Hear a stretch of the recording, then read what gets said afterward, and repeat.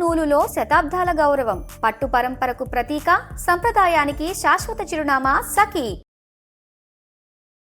నమస్తే రమ్మగారు. నమస్తే జయ. రమ్మగారు, ఏదన్నా ఒక చిన్న నోవెల్ చెప్పుకుందామా? చిన్న జానపద నవల చెప్తాం. ఓకే. సార్థవాహుడు దాని పేరు. సార్థవాహుడు అంటే ఈ మనం ప్రయాణాలు చేసేవాళ్ళు కదా పూర్వం, వ్యాపారస్తులు వీళ్ళంతా కలిసి ఆ ప్రయాణాల్లో ఈ ఎక్కడికైనా వెళ్ళి వేరే చోటకి వెళ్ళి వ్యాపారాలు చేసేటప్పుడు ఒక బిడారులాగా వెళ్ళేది కదా, దాన్ని తీసుకెళ్లేవాడిని సార్థవాహుడు అంటారు. సార్థులు అంటే డబ్బు కానీ వస్తువు కానీ పట్టుకెళ్ళేవాళ్ళు, వాళ్ళని తీసుకెళ్ళేవాడు సేఫ్గా. అదొక వృత్తిగా కూడా ఉండేది ఇది వరకు. రత్నపురి రాజ్యంలో ఒక పెద్ద చాటింపు వేశారు. రేపు ఉదయం ఇక్కడి నుంచి అదే కొద్ది రోజుల్లో 3-4 రోజుల తర్వాత ఒక బిడారు వెళ్తోంది వ్యాపారస్తులది. మణిగుప్తుడనే సార్థవాహుడు దీని యాజమాన్యం వహిస్తున్నాడు. అతనితో కలిసి ప్రయాణం చేయదలుచుకున్న వాళ్ళు ఎవరైనా సరే తమ తమ పేర్లు అవన్నీ కూడా ఇక్కడ రిజిస్టర్ చేసుకోండి అని చెప్పి రాజ్యంలో చాటింపేశారు. ఈసారి బిడారుతో వెళ్ళేవాడు. ఇంతకుముందు కూడా 3-4 సార్లు వెళ్ళాడు. మణిగుప్తుడని ఒక యువకుడు, చాలా బలశాలి, బాగా అద్భుతంగా కత్తి యుద్ధము అవి చేసేవాడు. తర్వాత ఏమో అతను స్వార్థపరుడు కాదు, చాలా మంచి పేరుంది. ఎవరో వ్యాపారస్తుల కుమారుడుగా ఉండేవాడు. వాళ్ళు లేరు, ఈ అబ్బాయి ఈ పని చేస్తాడనమాట. కొన్ని బళ్ళు, సుశిక్షితులైన కొంతమంది సైనికులు, వాళ్లతోటి కలిసి ఈ బిడారుని నడుపుతాడు అతను. ఊళ్ళో ఉన్న వ్యాపారస్తులందరూ పై ఊళ్ళలో ఒక 9 ఊళ్ళ దాకా వెళ్తుంది అది.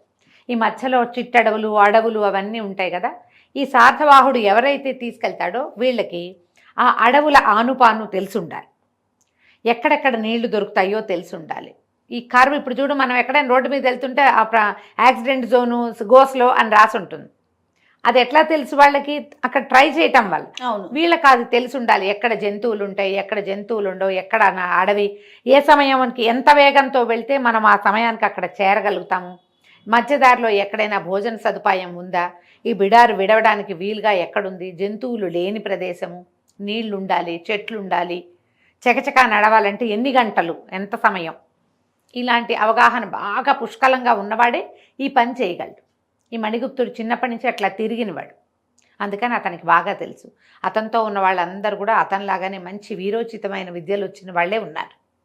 అందరికీ జీతాలు వస్తాయి. అతనివి కొన్ని బళ్ళు ఉంటాయి.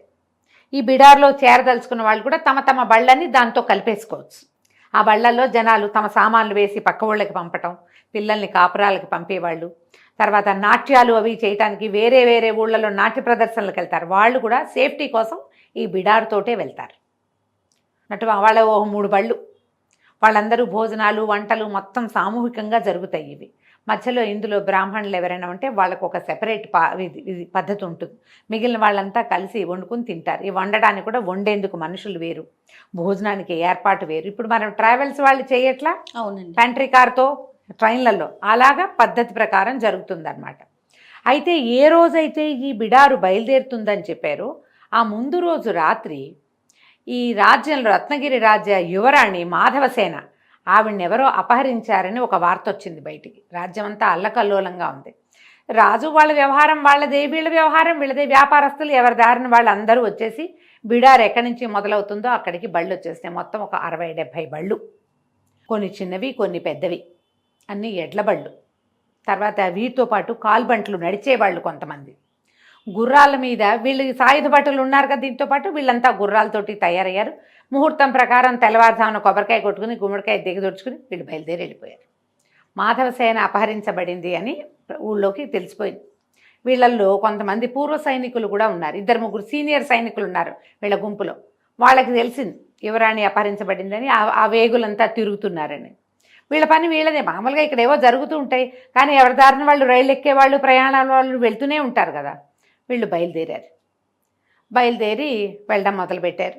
రకరకాల ప్లేస్, ఈ ఊరు దాటేశారు కల్లా ఇక పొద్దున్నే బయలుదేరారు కదా. మధ్యాహ్నం భోజనాల వేళకి ఒక చోట ఎండ తక్కువగా ఉండి చెట్లు ఎక్కువగా ఉన్న చోట చేరారు. మొదటి రోజు తెచ్చుకున్న భోజనాలు చేసేసారు ఎవరి వాళ్ళే. కొంతమంది వాళ్ళే తెచ్చుకున్న వాళ్ళు ఉంటారు. వీళ్ళు ఎలాగో వీళ్ళు ఉన్నారు కదా సైనికులు, వీళ్ళకి భోజనం కావాలిగా. వీళ్ళ భోజనపు ఏర్పాట్లు అవి జరుగుతున్నాయి. వీళ్ళు ఎలా చేస్తారంటే ఈ బళ్ళు ఇంట్లో గుండ్రంగా ఆపి జనమంతా మధ్యలో ఉంటారు. సైనికులు బండికి అవతల వైపు బయట వైపున ఒక లైన్ లాగా సైనికులు ఉంటారు. గబుక్కున జంతువులు వచ్చినా ఎవరైనా వచ్చినా, తర్వాత ప్రతిసారి వీళ్ళు ముందెళ్తుంటే 2 లేదా 4 గుర్రాలు బాగా స్పీడ్గా ముందుకెళ్ళిపోతాయి. బళ్ళు స్లోగా నడుస్తాయి కదా, బండితో పాటు నడిచే కాల్బంట్లు ఉంటారు, బండితో పాటు నడిచే బళ్ళతో పాటు నడిచే గుర్రాలు ఉంటాయి. ఒక 4 గుర్రాలు ముందెళ్ళిపోతాయి. వెళ్ళిపోయి ముందు పరిస్థితి ఏమిటో చూస్తారనమాట. అక్కడేవో జంతువుల ఆనుపానులు కనపడుతున్నాయి, అక్కడెక్కడో పరిస్థితి బాగుండలేదు, ఇలాంటివి చెప్తారు. వచ్చి ఇద్దరు ముందుంటారు, ఇద్దరు మళ్ళీ వెనక్కి వస్తారు. ఆ తిరుగుడికి వాళ్ళకి జీతాలు కూడా ఎక్కువ. తేప మారతాయి ట్రిప్పులు. ఒక 4 ముందు వెళ్తారు, తర్వాత ఆ 4 ఆగితే ఇంకో 4 వెళ్తారు, అట్లా చేస్తారనమాట. ఈ ఒక్కొక్కటి ముందున్న మజిలీలో ఎలాంటి పరిస్థితులు ఉన్నాయో చూసొస్తున్నారు.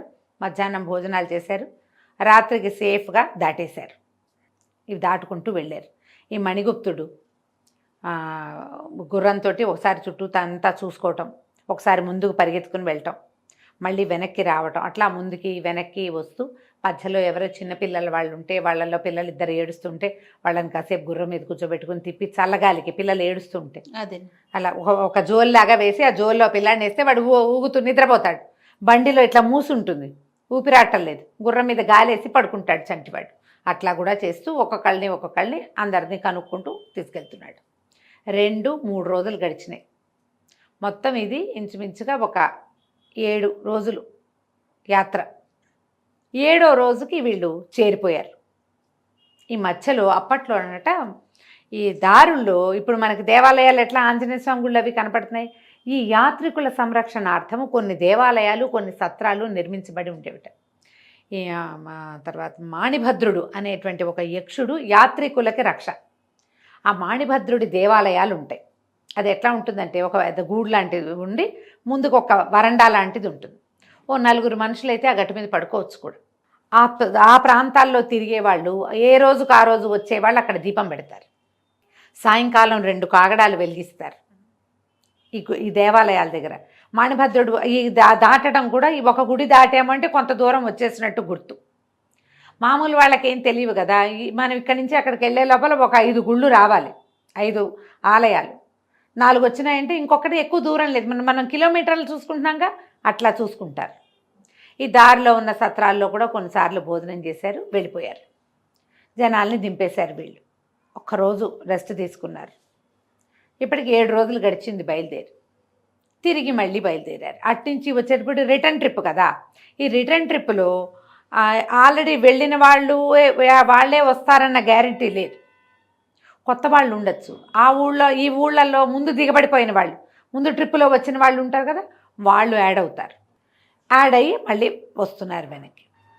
కొంత దూరం వచ్చిన తర్వాత ఒక 4 రోజులు ప్రయాణించిన తర్వాత 2 సైనికులు ముందు 4 వెళ్తారు కదా, వాళ్ళల్లో 2 వెనక్కి వచ్చారు.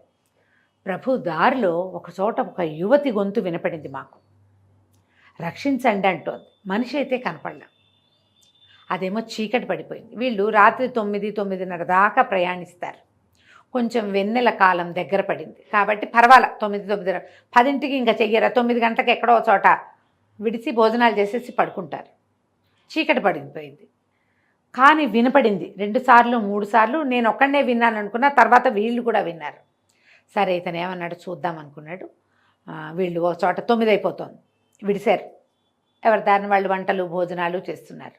ఈ ముందు గుర్రాల మీద 2 వెళ్ళారు కదా, వాళ్ళిద్దరిలో ఒకడు వెనక్కి వచ్చాడు. ప్రభు అక్కడ వినపడుతుంది, పరిగెత్తారు. అక్కడికి పరిగెడితే దూరంగా వీళ్ళకి ఏం కనపడింది, ఒక చీర కదిలినట్టు తెలిసింది. తర్వాత వెనకాల 4 మగ మనుషులు పరిగెడుతున్నారు. ఈ మణిగుప్తుడు గబుక్కుని ఏం చేశాడు, వీళ్ళు చూస్తున్నారు, వీళ్ళకేం సంబంధం లేదు, వాళ్ళు ఎవరో తెలీదు. ఆ ముందు వెళ్ళినది యువతిగా అర్థమైంది మణిగుప్తుడికి. ఎవరైనా ఈ చుట్టుపక్కల పల్లెల్లో ఉన్న ఆడపిల్లని ఈ దౌర్భాగ్యులు రోడ్డు మీద వెళ్ళే వాళ్ళు ఎవరో, దారిలో వెళ్ళే వాళ్ళు ఎవరో, అడవుల్లో వాళ్ళు చెరబడుతున్నారేమోనని ఇతను ఇంకా వాళ్ళు రాకముందే పరిగెత్తుకుంటూ వాళ్ళ వెనకాల వెళ్ళిపోయాడు. ఇప్పుడు యజమాని వెళ్తుంటే వీళ్ళు వెనకాల ఎందుకు ఆగుతారు? వీళ్ళు కూడా ఏం చేశారు, పట్టండి బల్లాలు తీయండి, కత్తులు తీయండి అని చేరుకో 2 బల్లాలు కత్తులు పుచ్చుకొని వాళ్ళు కూడా 4 గుర్రాలు వదిలిపెట్టి అతని వెనకాల పరిగెత్తారు. పరిగెత్తి బాగా ముందుకెళ్ళి ఎట్నుంచి వీళ్ళు కదులుతున్నారో ఒక చెట్టు వెనకాల కొద్దిగా ఆగాడు. ఆగేసరికల్లా ముందు ఒక యువతి అతనికి కనపడింది. దూరం నుంచి చూస్తే ఆమె మంచి నాజుగా పొడగరి సన్నటిది, ఏదో ఒక పాత ఒక మామూలు సింపుల్ చీర కట్టుకున్నట్టే కనపడుతోంది. ఈ చీర వస్త్రధారణ నగరాల్లోది కాదు, ఏదో పల్లెల్లోది. మనిషి చూస్తే అసాధారణమైన పొడుగు వెడల్పు చూస్తే ఏమో పల్లెటూరులో ఉండే పిల్ల బలశాలిగా లేదు, నాజుగ్గా ఉంది.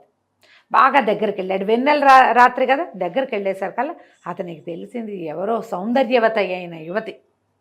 ఆమె ఒంటి మీద నగలు నాణ్యాలు ఏం లేవు, ఒక తేత రంగు చీర కట్టుకుని ఉంది. కానీ ముక్కు మొహం చాలా బాగున్నాయి. ఆమె ముక్కుకొక ముక్కు పొడకుంది, అది బాగా మంచి మెరుపుగా ఉంది. ఆమె మొహం కదిలినప్పుడల్లా వెన్నెలబడి మెరుస్తోంది.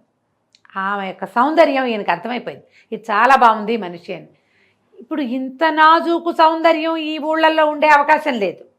ఇక్కడ బాగుంటారు మనుషులు ఇక్కడ కూడా, కానీ వాళ్ళు బలశాలులుగా ఉంటారు, పని పాటలు చేసేవాళ్ళు.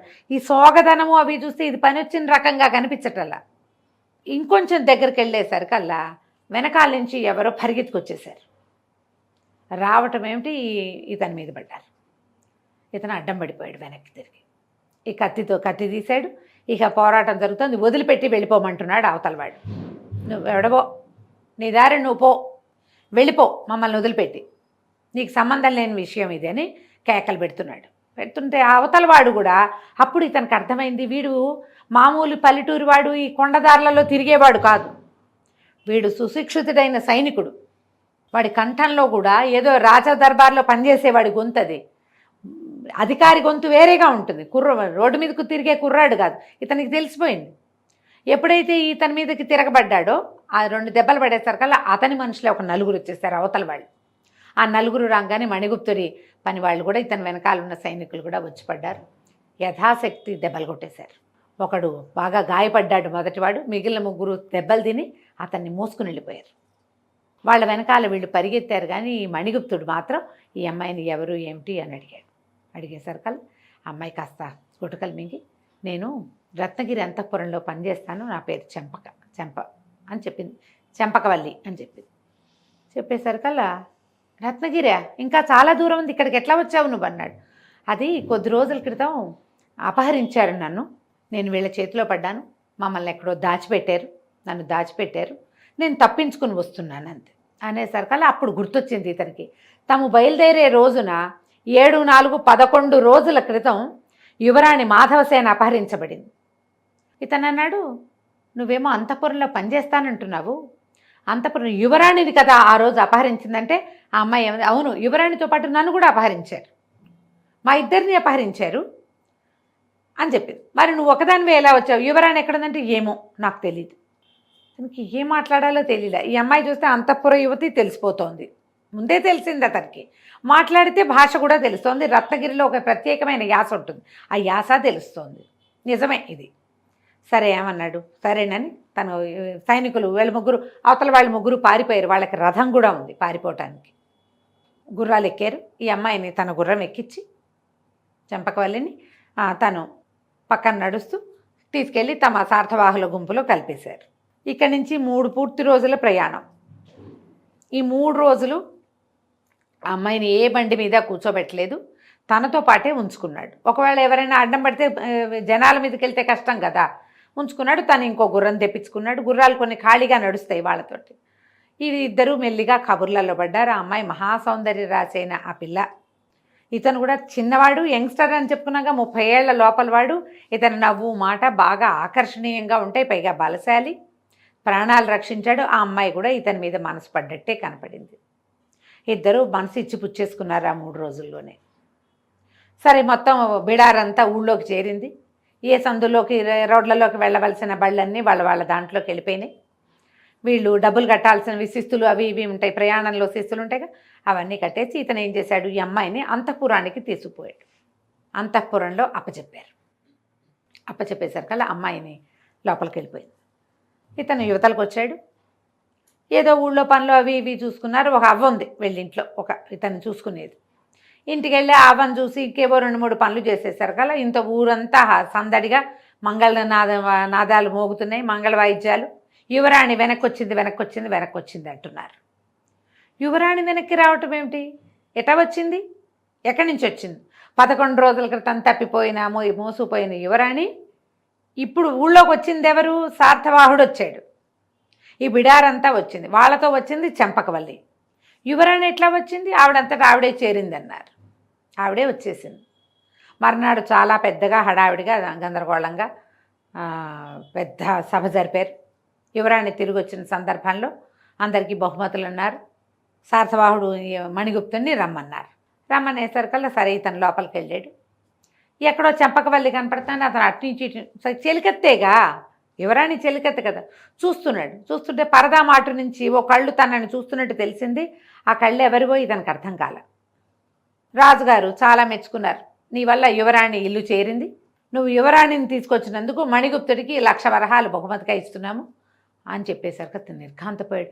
నేను తెచ్చింది యువరాణినే, చెంపకవల్లని చెప్పిందే నాకు అంత అబద్ధం ఎందుకు చెప్పాలో అతనికి అర్థం కాల. చాలా డల్ అయిపోయాడు. పైగా ఆ అమ్మాయి మీద మనసు పెట్టేసుకున్నాడు. ఏమనుకున్నాడు? నేనేదో సామాన్యుణ్ణి, ఆ అమ్మాయి కూడా సామాన్యంగా పనిచేసుకునేది, పెళ్లి చేసుకుందాం అనుకున్నాడు. ఏం చేయాలో తెలియలే. సరే వెళ్ళిపోతుంటే చెలికత్తే ఒక అమ్మాయి ఉత్తరం పట్టుకొచ్చి ఇచ్చింది. ఏమిటి? ఊరి చివర అక్కడ ఒక దేవాలయం ఉంటుంది, అంతఃపురాల బయట, అక్కడికి వచ్చి కలుసుకోమని ఉత్తరం. తనకి వెళ్ళాలో వద్దో అర్థం కాలేదు. అవమానంగా అనిపించింది. నాకు అప్పుడే చెప్పుండాలి కదా యువరాణి అని, ఎందుకు చెప్పలేదు అని.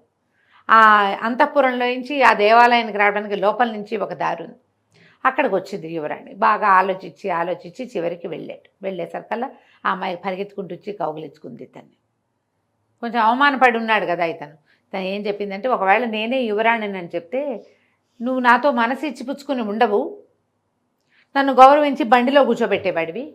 నాకేమో నువ్వు చూడగానే నచ్చావు. నా కోసం రాత్రిపూట ఎవ్వరూ చేయని సాహసం చేసావు. నన్ను ఎవరెత్తుకుపోయారో కూడా నాకు తెలీదు, వాళ్ళు ఎవరో కూడా తెలీదు, నేనెవరో నీకు తెలీదు. అయినా కూడా ఒక సమస్యలో ఉన్న స్త్రీని రక్షించడానికి అంత సాహసం చేసిన వాడు నాకు అలాంటి భర్త కావాలని కోరుకుంది.